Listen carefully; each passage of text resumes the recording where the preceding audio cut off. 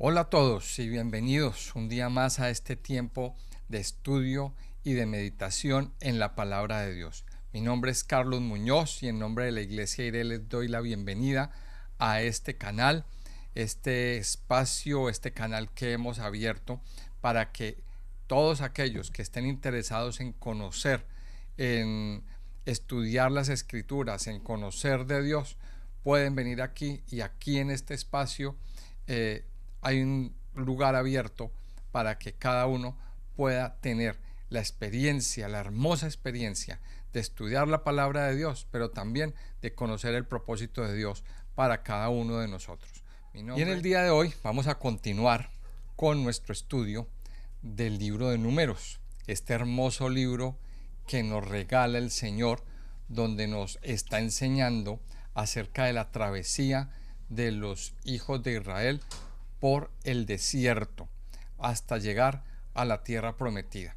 Y a través de este libro pues vamos a ver que el Señor le dio a Moisés una serie de estatutos, una serie de leyes, pero también nos está narrando lo que pasó cuando ellos reanudaron su marcha después de su estadía en el Sinaí y aparecieron una serie de brotes de rebeldía, de inconformidades de la gente, y en otras palabras se rebelaron contra Dios. Y vimos en el capítulo anterior, en el capítulo 16, como un hombre levita llamado Coré se subleva, se rebela en contra de Dios y en contra de Moisés con un séquito bastante numeroso de personas, y ponen en entredicho la autoridad de Moisés, y Dios pues mete su mano y ellos llevan el castigo, llevan las consecuencias de haberse rebelado y de haberse levantado en contra de Moisés y en contra de Aarón. Y es por eso que en el capítulo 17 pues Dios confirma, en el capítulo 17 y en el capítulo 18 se nos presenta la confirmación de quién es el escogido de Dios. Porque una de las cosas pues que se puso sobre la mesa y en el altar es si Dios sí había escogido a Moisés y a Aarón, que eso era lo que discutía Coré. La pregunta o el argumento que ellos sacan en el capítulo 16 es, ¿acaso necesitamos nosotros a Aarón y a Moisés?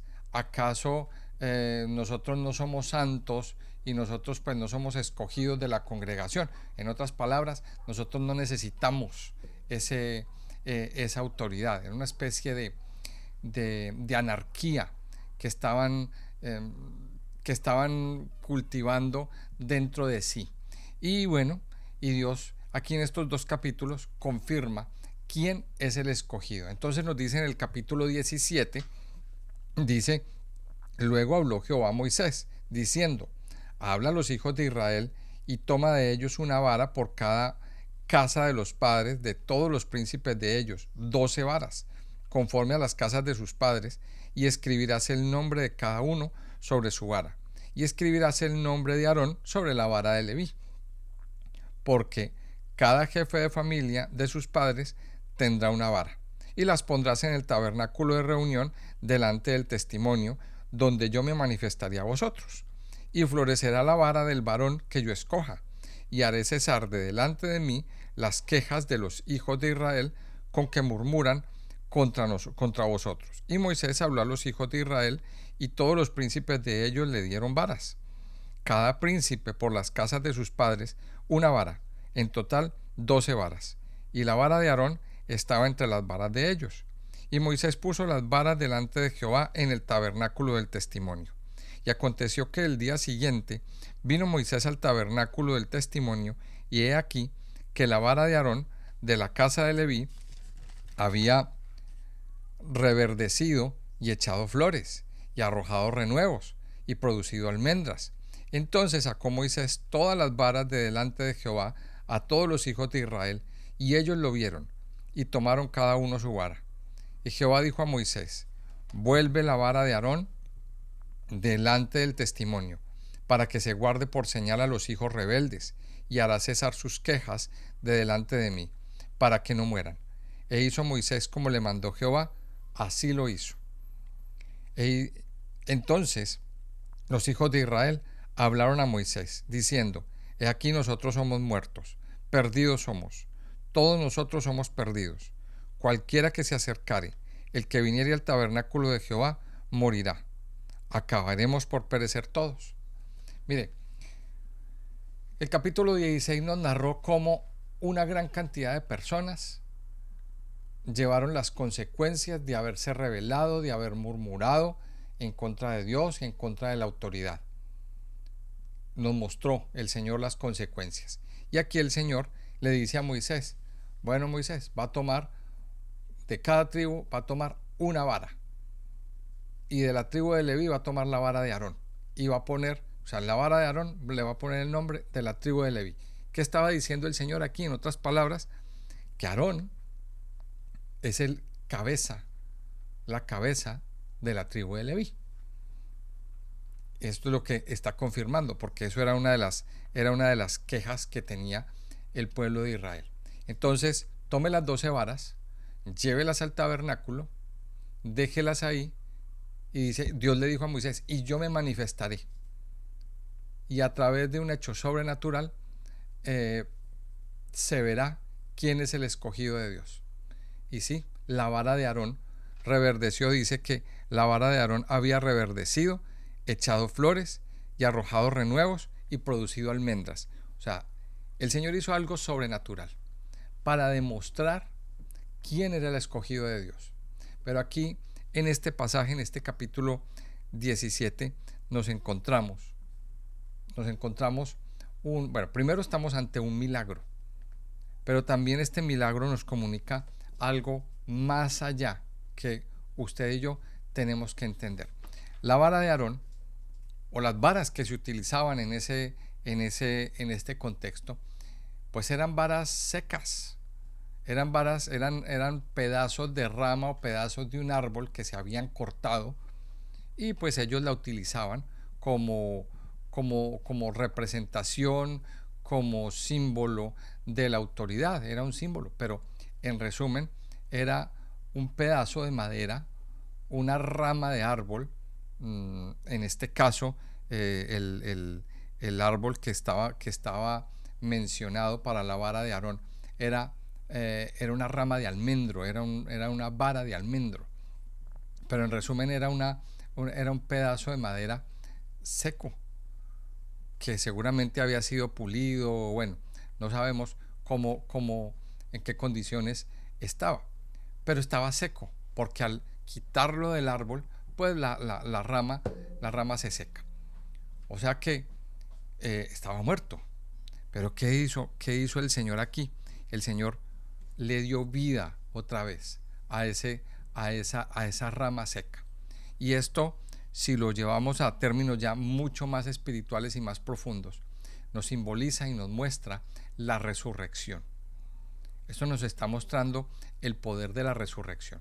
Cómo Dios, aquí lo estamos viendo, cómo Dios le dio vida otra vez a esa vara. Y estamos hablando de la importancia que tiene la resurrección en nuestras vidas. Y eso nos conecta con el hecho más grande y más poderoso que podemos encontrar en la Biblia, y creo que en la historia de la humanidad: la resurrección del Señor, la resurrección de Cristo. No ha habido otro hecho igual, no ha habido otra historia similar, como que podamos decir: no, pues es que Cristo fue uno más que ha resucitado. Pues no, las pruebas son contundentes, y el Señor Jesucristo resucitó. Ahora, así como el Señor Jesucristo resucitó, pues nuestra vida también resucita con Él. En Romanos capítulo 6 hay una palabra que nosotros como cristianos, como creyentes, la tenemos que vivir. Y ese es el mensaje que nos está dando este capítulo 17 del libro de Números. Romanos capítulo 6 dice: sabiendo esto, que nuestro viejo hombre fue crucificado juntamente con él, para que el cuerpo del pecado sea destruido, a fin de que no sirvamos más al pecado. Porque el que ha muerto ha sido justificado del pecado. Y si morimos con Cristo, creemos que también viviremos con él, sabiendo que Cristo, habiendo resucitado de los muertos, ya no muere. La muerte no se enseñorea más de él. Porque en cuanto murió, al pecado murió una vez por todas, mas en cuanto vive, para Dios vive. Así también vosotros consideraos muertos al pecado, pero vivos para Dios en Cristo Jesús, Señor nuestro. Y más adelante en el Romanos, en el capítulo 8, Pablo pues retoma esta idea y dice lo siguiente, Romanos 8:11. Dice: y si el espíritu de aquel que levantó de los muertos a Jesús mora en vosotros, el que levantó de los muertos a Cristo Jesús vivificará también vuestros cuerpos mortales por su espíritu que mora en vosotros. La resurrección tiene que volverse una realidad en nuestra vida. Muchos han dejado este tema de la resurrección solamente en el hecho puntual de que hace más de 2000 años el Señor Jesús se levantó de los muertos y lo dejan ahí, ya está. Pero esto lo tenemos que llevar y lo tenemos que introducir en nuestra vida, porque así como el Señor resucitó en una nueva vida, así usted y yo también, por el poder de Cristo resucitado, tenemos que levantarnos a una nueva vida. El Señor da vida a lo que estaba muerto por la resurrección de Jesús. Ahora la pregunta es: ¿qué está muerto en usted?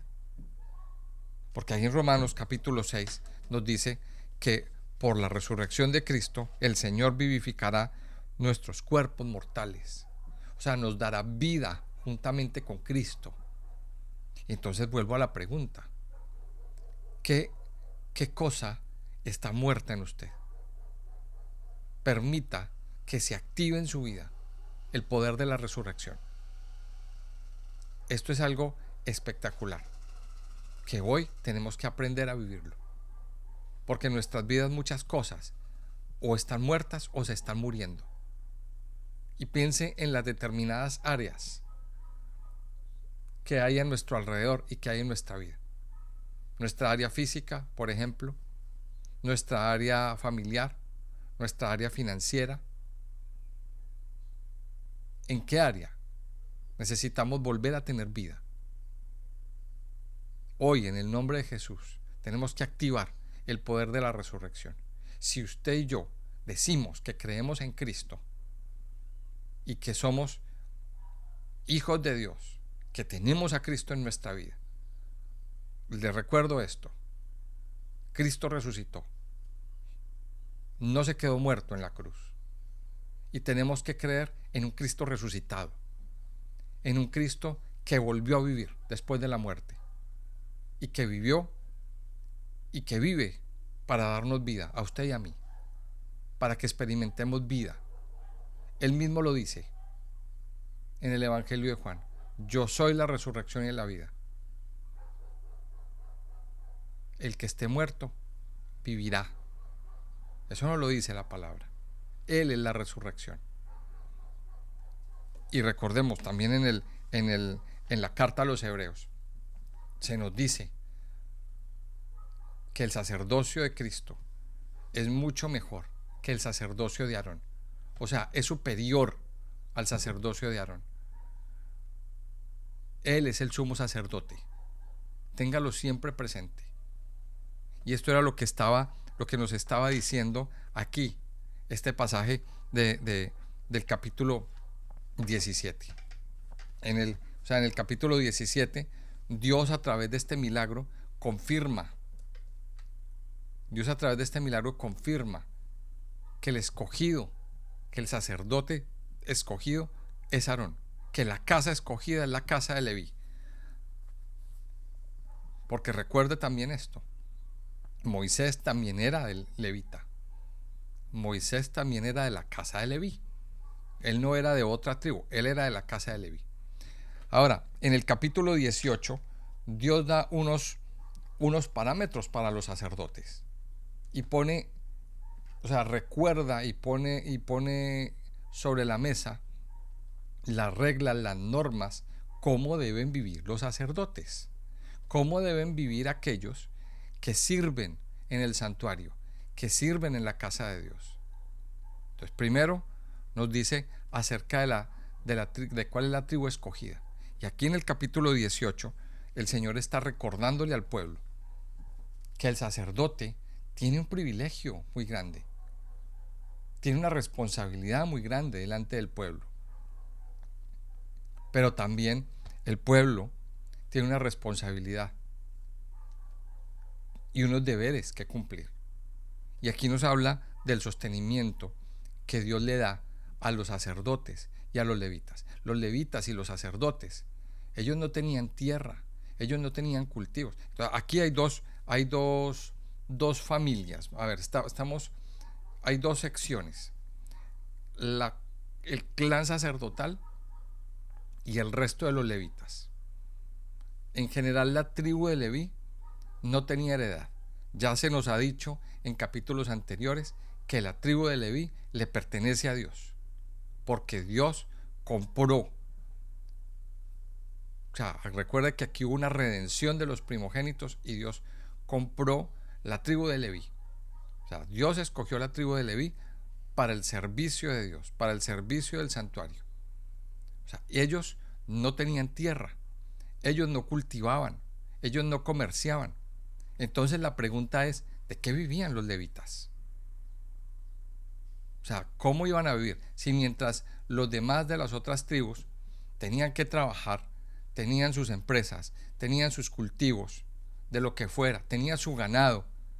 Y recuerde que el ganado no era simplemente tener 4 o 5 vacas de mascotas en un patio. No. El ganado les permitía comprar, vender, y también los productos que salen del ganado, la leche, el queso, la mantequilla, todos estos productos lácteos.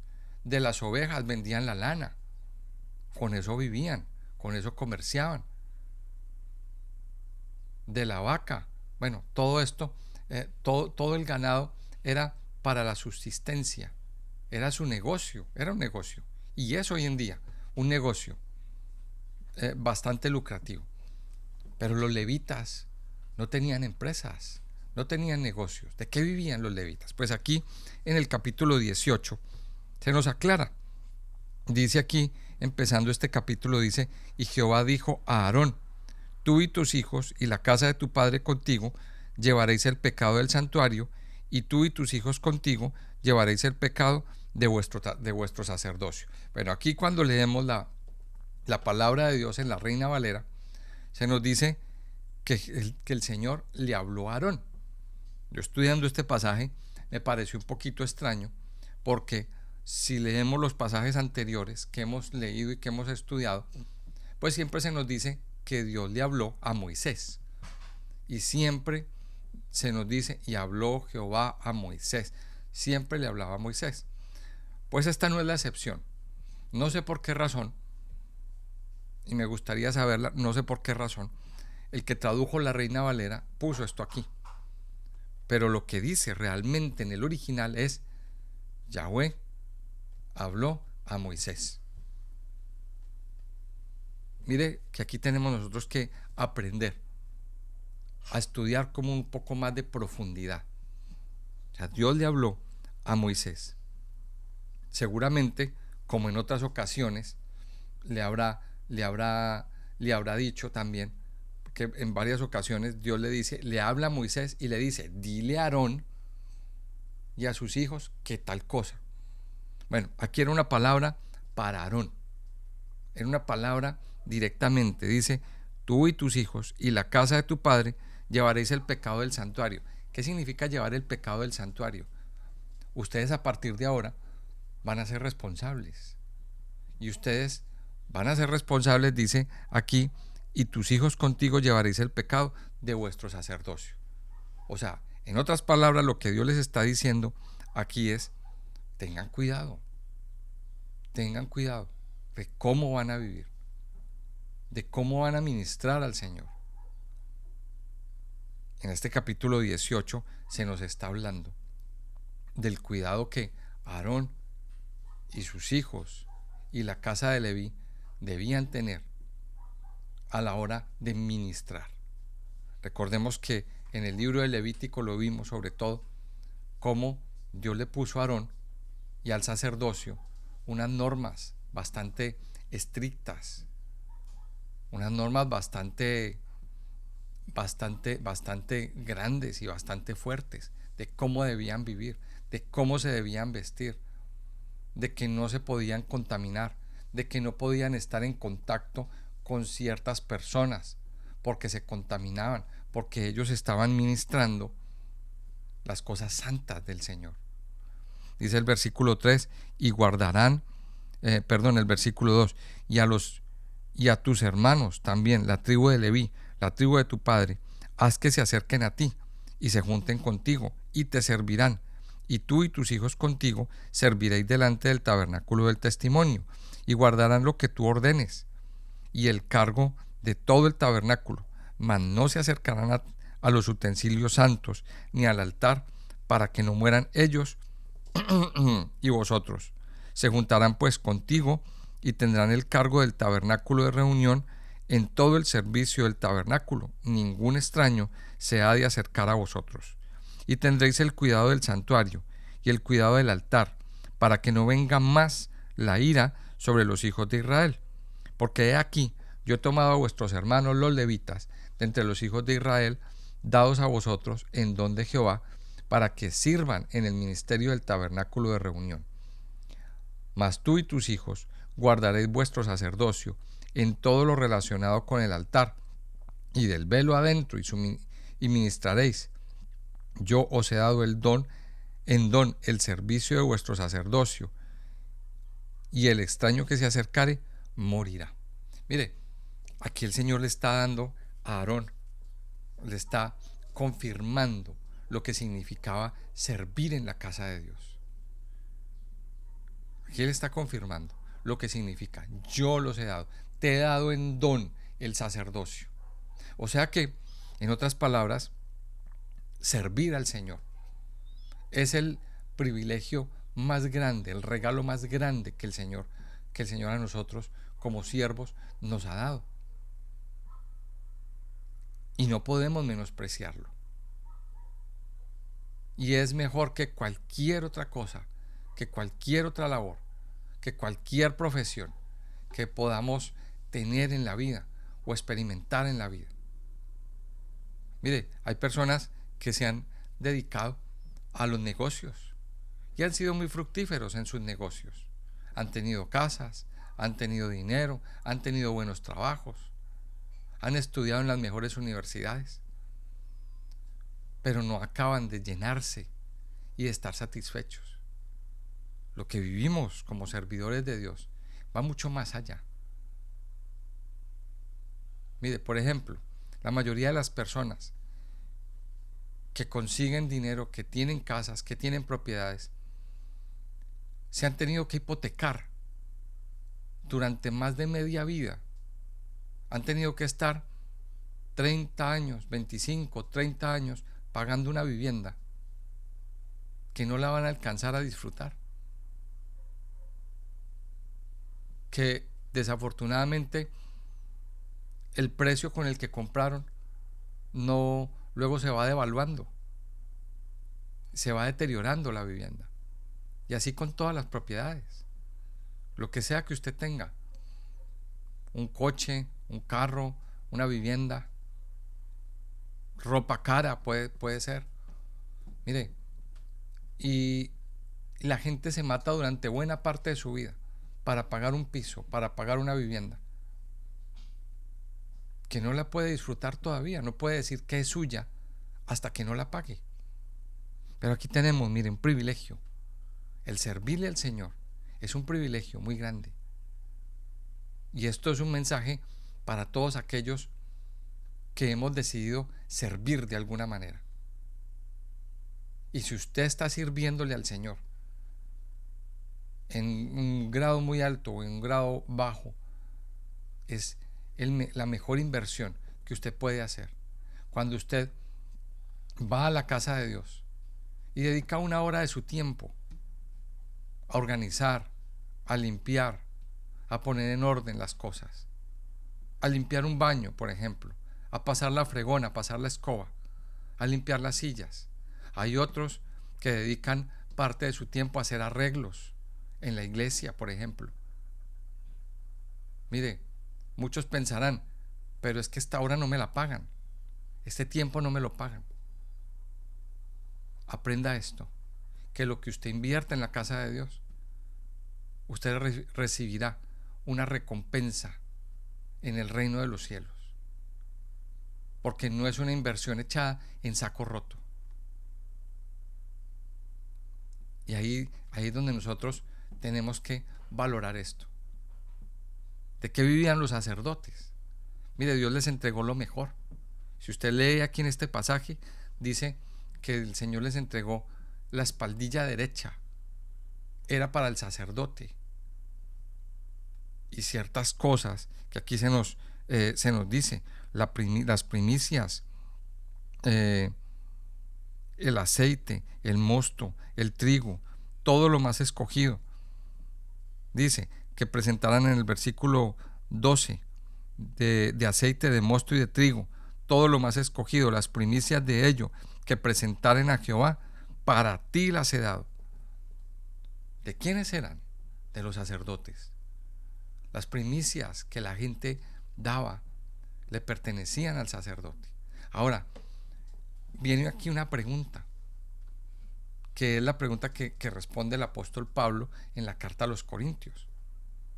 Muchas personas critican cuando ven al pastor, al líder, con un buen traje, con un buen carro, con un buen coche, viviendo en una buena casa. ¿No tiene derecho? ¿No tiene derecho a vivir? Si el pastor sirve, si el pastor ministra, si el pastor está orando por la gente, si el pastor todo el tiempo está en función de enseñar, de visitar, de orar por los enfermos, de abrir su casa para escucharlo, para ministrarlo, ¿no tiene derecho? Mire, aquí hay mucha gente que se levanta y dicen, es que los pastores se roban los diezmos. Mire, aquí la palabra en este capítulo 18 es muy clara. ¿De quiénes eran las primicias? ¿De quiénes eran las ofrendas? ¿Para quiénes eran? Dios dice, para el sacerdote yo le he dado lo mejor. Eso te lo he dado a ti, porque esto era una palabra que Dios le estaba dando a Aarón. Eso te lo he dado a ti. Ahora, es responsabilidad de los pastores y de los siervos administrar bien, hacer las cosas bien. Y si no lo hacen o si no lo hacemos, Dios se encargará de poner las cosas en su sitio. Ya es una cosa nuestra para con Dios. Es nuestra propia responsabilidad administrar bien los recursos que el Señor da. Pero es Dios el que nos juzga. Si usted de pronto en algún momento de su vida ha tenido esta actitud, no la tenga más. Dele gracias a Dios por la persona que le está ministrando. Dese cuenta que esa persona, ese pastor, ese líder, también tiene unos hijos, también tiene una vida, también necesita comer. La Biblia dice, no pondrás bozal al buey que trilla. Si el pastor ministra, si el pastor está haciendo las cosas bien, mire, tiene derecho a recibir ese sustento. Dios nos ha dado a nosotros como pastores ese sustento.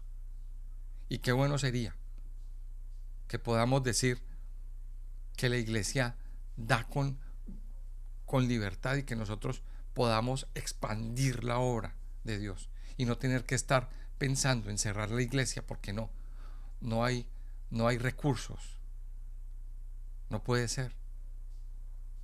Entonces, aquí viene una palabra. Yo le invito a que lea este capítulo 18, y dele gracias a Dios por el pastor, por el líder, por esa persona que está ministrando su vida. Dele gracias al Señor. Y recuerde, si Dios a usted le está dando sustento, reconozca al Señor. Reconózcalo, porque es un mandato de Dios. Es un mandato. En gratitud, no al pastor, sino al Señor. Dele a Dios lo que le tiene que dar. Y una vez más lo digo, en gratitud al Señor. Aquí se nos está mostrando la forma como Dios, el plan, como Dios iba a sostener a estos ministros, a estas personas que hablaban, que transmitían, que enseñaban la palabra de Dios, que todo el tiempo estaban en función de interceder por el pueblo. Yo le invito a que oremos y le demos gracias al Señor por este hermoso privilegio que el Señor a nosotros nos ha dado. Padre Santo, te damos gracias en este día, Señor. Gracias por darnos tu palabra que es viva, que es eficaz, que nos fortalece, que nos llena, que nos sacia, Señor, y que cada día nos llena de confianza y de valor, Señor. Gracias por enseñarnos hoy cómo tú has escogido a unas personas muy especiales, Señor, a los sacerdotes y a los levitas, para ministrar y para llevar tu palabra a la vida de otros. Yo te pido hoy, Señor, que bendigas a todos aquellos que estamos haciendo parte de tu servicio, Señor. Todos aquellos que hemos dedicado nuestra vida a ministrar tu palabra, a llevar tu palabra, a llevar tus enseñanzas, Señor, a la vida de otros. Tu palabra nos dice que no pondrás bozal al buey que trilla, Señor. Yo te pido que hoy tú bendigas y traigas sustento a todos los pastores, a todos los siervos, Señor, a todos los ministros y a todos aquellos, Señor, que de alguna manera hemos decidido entregar nuestras vidas para este servicio, Señor. Padre, no permitas que ningún pastor hoy le haga falta su sustento, Señor. Yo te pido que hoy tú traigas sustento a tu casa, que hoy, Señor, tú traigas sustento a las familias pastorales, donde quiera que estén, Señor. Hoy oro, Padre, para que tu palabra no falte en ninguno de sus corazones, Señor. Gracias, Padre Dios, por tu amor y tu bondad, por sostenernos, Señor, por estar con nosotros todos los días. Yo te alabo, Padre, y te bendigo en el nombre de Jesús. Amén y amén.